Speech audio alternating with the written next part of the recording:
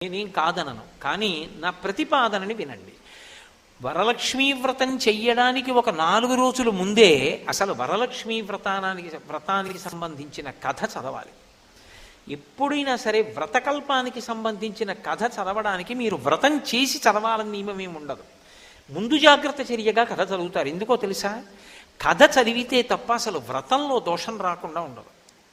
వ్రతంలో దోషం రాకుండా ఉండాలి అంటే ముందు వ్రత కథ చదవాలి, లేకపోతే సరిగ్గా నడవదు అది. నేను మీకు ఒక ఉదాహరణ చెప్తా. వరలక్ష్మీ వ్రతం ఎక్కడి నుంచి వచ్చింది అంటే భవిష్యోత్తర పురాణంలో ఒక మాట చెప్పారు. రత్నపీఠే సుఖాసీనం శంకరం లోకశంకరం అన్నారు. ఒకప్పుడు కైలాస పర్వతం మీద రత్నపీఠం మీద పరమశివుడు, శంకరం అంటే శం కరోతీతి శంకర, లోకములకు శుభములు చేసేటటువంటి వాడు శంకరుడు. లోకములకు ఎప్పుడూ శుభాలు చెయ్యాలని కోరుకునేటటువంటి పరమశివుడు